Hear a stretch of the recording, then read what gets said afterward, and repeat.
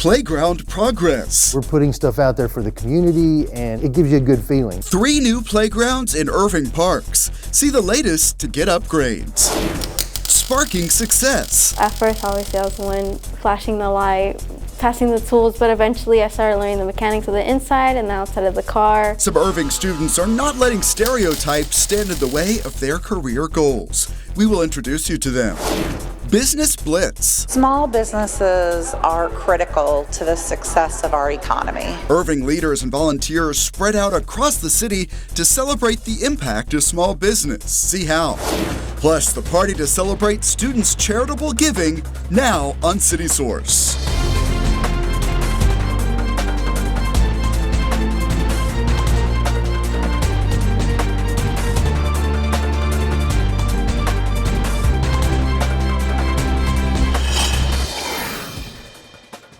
Major expansion is coming to DFW Airport, and it's all to keep up with rising demand.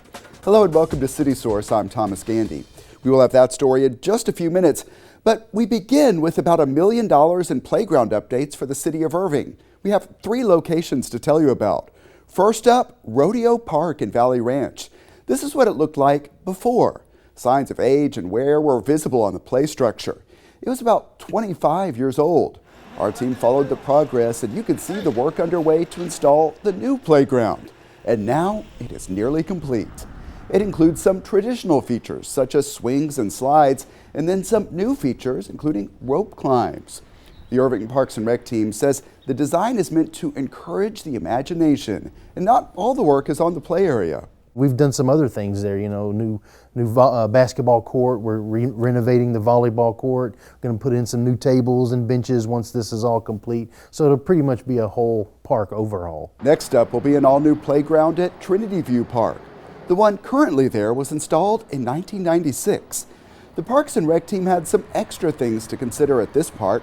Trinity View is hosting an increasing number of baseball tournaments, so it needs a playground that can handle more use and is durable enough for kids wearing cleats.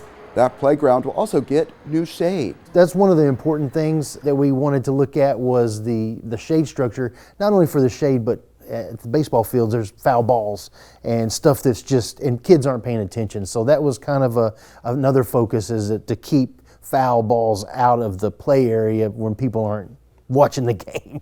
That work at Trinity View is expected to start in August. The new playground at Mountain Creek Preserve is already complete.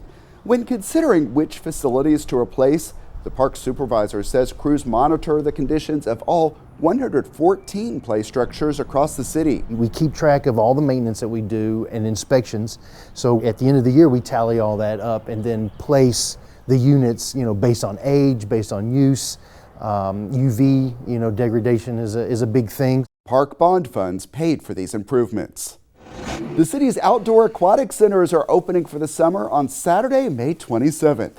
That includes the West Irving and Cimarron Family Aquatic Centers, as well as the Northwest and Southwest Spray Parks. For exact dates and hours, visit cityofirving.org/aquatics. And here is more summer fun. The Animal Connection experience at Fritz Park will be open from June 3rd through July 30th. Visiting the attraction is a summer tradition for a lot of families. It features petting farm animals, pony rides, and surprise events on Saturdays. The Animal Connection experience is a U.S. Department of Agriculture licensed operation. Fritz Park is located at 312 East Vilbig Street. Animal Connection is open from 10 until 5 Thursdays through Saturdays and noon to 5 on Sundays. Irving residents with proof of residency pay $4 for admission. Independence Day will be here before you know it. Applications are available now for groups wanting to participate in the Sparks and Stripes Parade. It will take place at 9 a.m. on Tuesday, July 4th in the Heritage District. Those applications to participate are available at irvingevents.org. They are due on June 19th. And just a quick note about the July 4th evening activities. There will be live music, fireworks, and more fun at Levy Event Plaza. ICTN's Kathy Whiteman and I will once again be your hosts for the program that we will also stream live on our YouTube channel. A runoff election is set for Saturday, June 10th for 2 city council seats. The runoff election is required because no candidate in either race garnered a majority of votes as required by the city charter. In single-member District Place 3, the candidates in the runoff are Mark Zeski and Abdul Kabir. And in single-member District Place 5, the candidates are Heather Stroop and Mark Cronenwet. Election Day, as I mentioned, is Saturday, June 10th, and early voting begins on May 30th. Dallas County residents may vote at any Dallas County polling location during early voting and on Election Day. Read more at cityofirving.org/elections. In observance of National Police Week, Irving Police take part in a special series of events to honor the fallen. In Austin, several Irving officers joined law enforcement from across the state to help honor and remember those who died in the line of duty. Some members of the Irving Police Honor Guard traveled to Washington, D.C. to participate in a national memorial service. There was also a moving tribute here in Irving, and Robert Sheik covered it for us.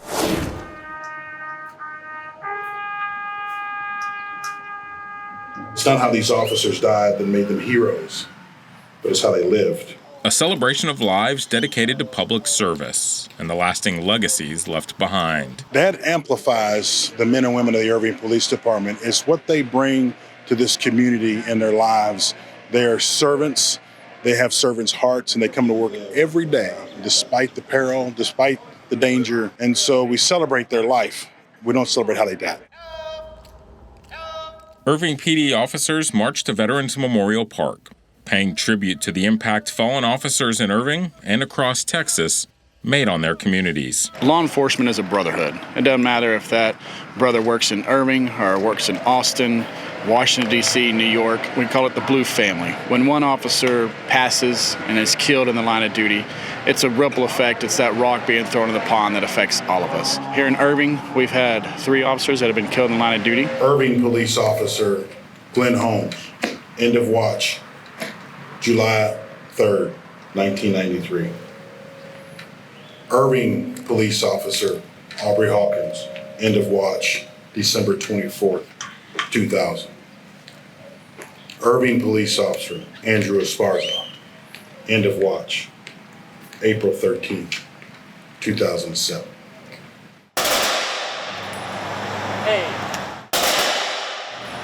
Hey. When we lose an officer in the line of duty, we make promises to their family that we will never forget. We will not forget their sacrifice. We will not forget their spirit. And we will not forget their being. Not only remembering the lives of those fallen, but the lives they touched along the way. Robert Sheik for City Source. We do have reports on a number of other IPD initiatives on our Irving Police playlist at youtube.com/the City of Irving. A town hall meeting open to everyone is coming up on Thursday, June 15th. Police, fire, solid waste, as well as Parks and Rec are the departments presenting updates. The meeting will start at 6 p.m. in the Dupree Theater at the Irving Arts Center. Organizers recommend parking on the south side of the building. Planning is underway for the city's next fiscal year, which begins on October 1st. Residents have a chance to weigh in at public input sessions. They are set for June 8th and June 29th at 7 p.m. at Irving City Hall. Also, you can contact the budget team by email to share opinions or ask questions. The email address is askthebffs@cityofirving.org. In this case, BFFs stands for Budget Fiscal Friends. In economic development news, nearly $5 billion in expansion is coming to DFW Airport. More than $1.6 billion will go toward the construction of a new Terminal F. It will feature 15 gates to accommodate growing demand. More than $2.7 billion will fund the expansion of the central terminal area, including what the airport describes as a major reimagining of Terminal C, along with upgrades to roadways and terminal access. In conjunction with those announcements, American Airlines signed a 10-year use and lease agreement. The company's CEO says the agreement sets the stage for American, DFW, and the entire North Texas region to continue to grow for years to come. Frontier Airlines is also making big news at DFW.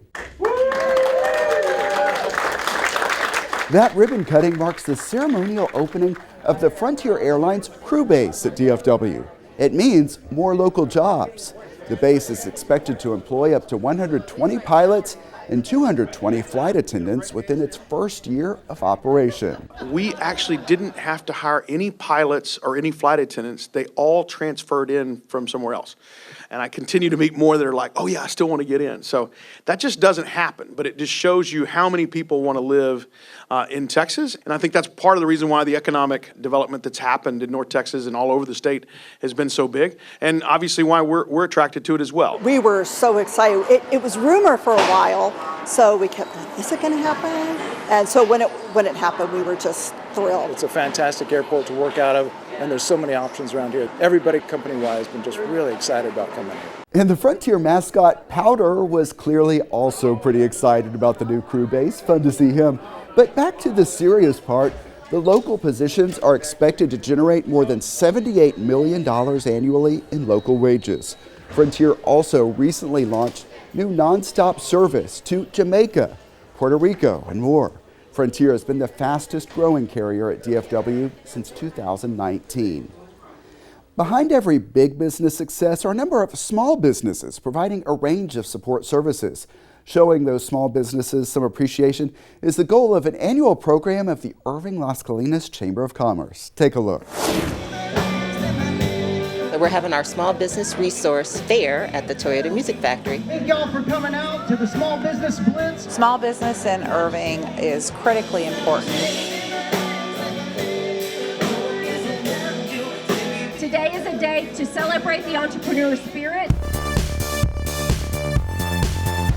We are launching the Small Business Blitz Week, where we go out and say thank you to 1,000 small businesses of Irving. We'll also leave behind a resource box, which will have information of how the chamber and the city work together to help our small businesses throughout the year. It means a lot to know that we have their support and to be a part of a community. Just to see that entrepreneur spirit and to see the jobs that they provide and what they provide for the economy. Most of the services they provide you and I use all the time. It's great to appreciate the people that keep the economy going. The small business is the backbone of the U.S. economy.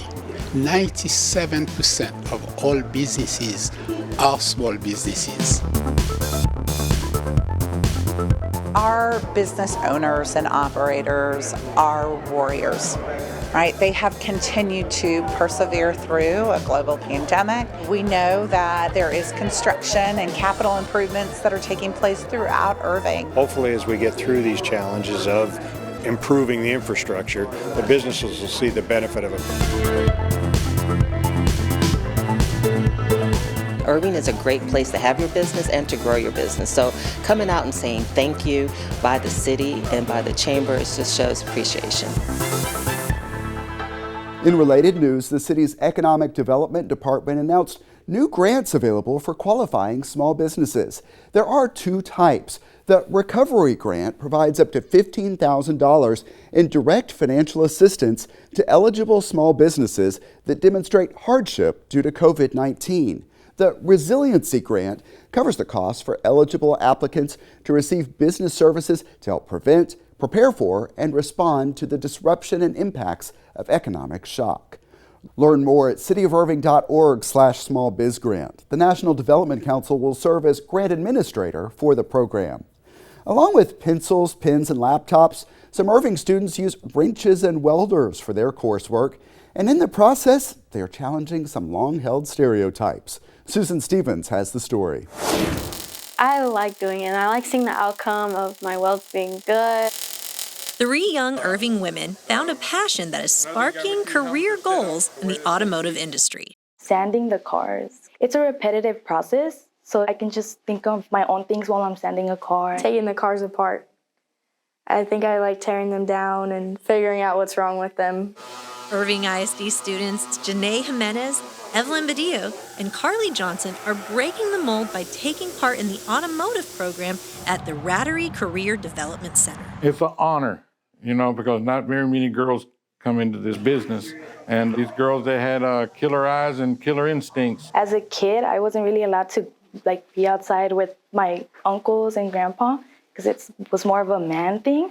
So, you know, like changing my mom's perspective on that was like really nice. I want other like girls to be able to be like, I could do that, not feeling to shy away like, dang, I don't want the guys judging me. For some of these girls, their interest in cars jump-started at a young age. I grew up around my family just having bold interest in cars. My uncle owns a shop, so whenever I would just go visit family, I would go see the shop. My grandpa owned a collision repair shop before I was born. That's what I grew up around, was the big trucks and loud noises and things like that, so it wasn't anything new to me. As they weld and repair cars in the classroom, they also hope to continue working on vehicles after high school. I'd like to open up my own shop.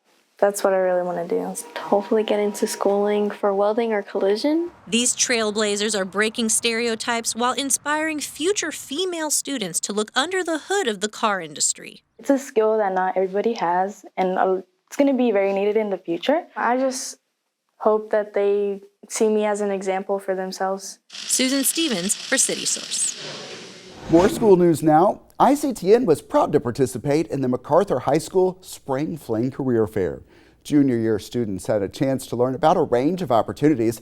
Our Kathy Whiteman was among my colleagues who participated, and she said she was impressed by the thoughtful questions the students asked. Several other city departments also took part. Organizers were pleased with their participation, and they say they plan to do this again next year. The Irving Police Department teams up with local campuses to raise money for Special Olympics. They have a lot of success and even more fun. The Irving Police Department has long been recognized as the top law enforcement fundraiser for Texas Special Olympics. The top school for collecting money also gets recognition, a big party, and our team was there to cover it. So we partnered with the Irving PD to raise money for their torch run that supports the Special Olympics. Every single school is very happy to participate. This is the back-to-back championship from Brandenburg. They were the top fundraiser for the school district. This year we raised a little over $9,000. They earned an ice cream party. As you see, it's a great day for ice cream, right? It was a good popsicle. Okay. It was cotton candy.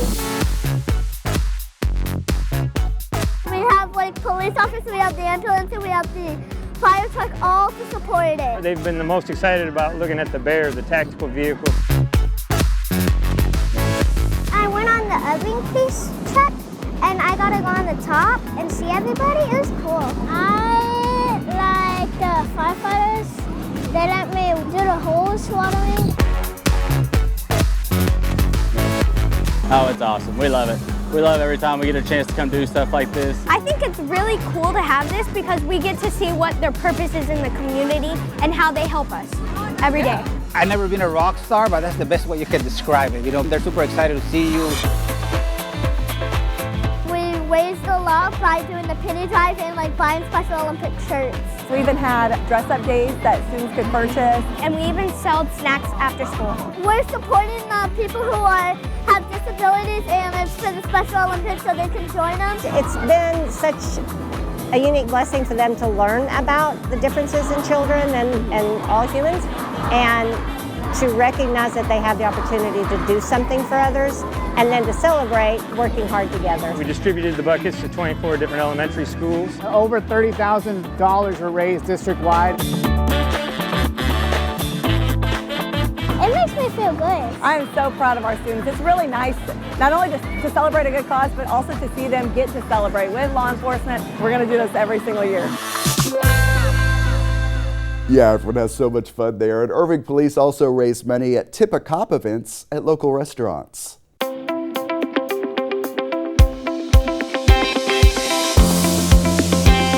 It's time for our Pets of the Week, so let's check in with the Animal Care Campus. Michael Whiteside is with the DFW Humane Society. Hey, Michael. Hey, Thomas, how are you? Doing great, and we have a lot of dogs to talk about. Let's start with Bella Beau. Yeah, so Bella Beau was here with us for a while, and she actually got adopted about 6 to 8 months ago and was returned just last week because her owners had some health issues and were also moving. So she's back with us, but she really is one of the best dogs we've had in a long time. Hi, cutie. What you doing? She loves her toys. She loves just hanging out and getting some love from her humans. and she just loves playing around in the yard and just having a great time. She's really super sweet and bubbly and affectionate. She's a Catahoula mix, so she's a little bit small, but she's a little bit smaller than your normal Catahoula, and she's just an all-around great girl. So I think she's one that someone would really want to come meet and take home. And next up we have Christy. Tell me about Christy. Yeah, so Christy is another one. She's been with us for a little while now. She had been adopted and returned at one point. She's a pit bull, but she's gorgeous. She's got this gray coloring, brown and white all mixed together. She's another one that really loves to play with toys and just really loves to be around humans and enjoy their company. She'd be great for a yard. She's a little bit bigger. She's about 5 years old, but she still has a lot of energy and just really enjoys having a great time in the yard. And I mentioned a lot of dogs. This is a time that you have a lot of dogs to choose from, both at DFW Humane and Irving Animal Services. What are some of the reasons for the increased number of dogs in the shelter right now? You know, a lot of times this time of year, people are getting ready for their summer plans, vacations, that type of thing. And for so many people, they don't want to take the time to make plans to take care of their animals when they're going to be traveling a lot. So they decide that the best option is just to surrender them to the shelter, which is not always the best thing. And right now we see a lot, especially Irving Animal Services, since they're open intake, they're seeing a lot of larger dogs come into the shelter, so much so that they're getting really full really quickly. And we don't have as many animals going out for both their side and for DFW Humane Society as well. So now if you've been looking for a medium to larger dog, this would be a great time to come out and meet some of the amazing animals that are here that really just need a place to go and call their forever home. Yeah, definitely a good selection out there right now and a good time to adopt. Thanks so much, Michael Whiteside. Thank you. The Animal Care Campus is located at 4140 Valley View Lane. Check out the websites you see on your screen for hours and to see more adoptable animals. More improvements are complete at Williams Square. We will take you inside the buildings to see all that's new next time on City Source. Also, this park is about to get some major upgrades, including Irving's first outdoor pickleball courts. Those stories and much more next time on City Source. Remember, you can always email us your thoughts on our stories. The address is ictn@cityofirving.org. Also find us on YouTube at youtube.com/thecityofirving.